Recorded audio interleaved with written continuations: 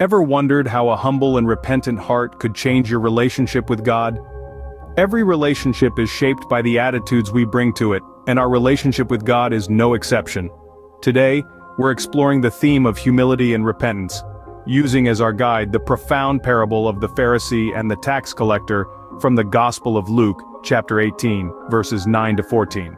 This parable, told by Jesus himself, presents two contrasting characters: a Pharisee, confident in his own righteousness, and a tax collector, who recognizes his own shortcomings and seeks mercy. Their prayers, a reflection of their hearts, offer us a mirror to examine our own attitudes towards God and ourselves. This parable is a timeless tale that illuminates the path to a more genuine, humble relationship with our Creator. Now let's delve into the Pharisee's prayer, shall we? The Pharisee stood by himself and prayed, "God, I thank you that I am not like other people, robbers, evildoers, adulterers, or even like this tax collector." Now let's delve into the Pharisee's prayer. This prayer on the surface might seem like a prayer of gratitude, but if we look closer, it's steeped in pride and self-righteousness. The Pharisee isn't genuinely thanking God for his mercy or grace. Instead, he's boasting about his own perceived moral superiority. He's comparing himself to others, putting himself on a pedestal while looking down on those he deems less worthy. This attitude reflects a profound lack of humility and repentance, two key elements in our relationship with God. The Pharisee's prayer isn't a bridge connecting him to God, but a wall, a barrier erected by his own arrogance.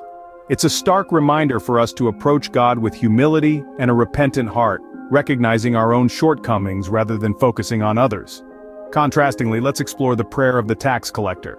But the tax collector stood at a distance. He would not even look up to heaven, but beat his breast and said, "God, have mercy on me, a sinner." The tax collector's prayer is indeed a stark contrast to that of the Pharisee. Where the Pharisee stands tall, the tax collector stands at a distance. Where the Pharisee boasts, the tax collector bows his head in humility. He doesn't dare to look up to heaven, but instead beats his breast in a universal sign of remorse. His prayer is simple yet profound. "God, have mercy on me, a sinner." No pretense, no self-righteousness, just a genuine plea for mercy. He acknowledges his sins and asks for forgiveness, expressing a sincere desire for God's mercy. This is a man who understands his position before God. He knows that he is a sinner in need of grace. So, who then was justified before God? Jesus concludes the parable by saying, "I tell you that this man, rather than the other, went home justified before God."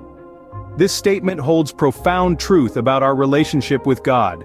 The concept of justification before God is not about our righteousness, our good deeds, or our religious observances. Rather, it is about approaching God with a humble and repentant heart. The tax collector, despite his societal standing, was justified before God because he recognized his own sinfulness and sought God's mercy. He approached God not with a list of his good deeds, but with a broken and contrite heart. His humility and repentance were the keys to his justification.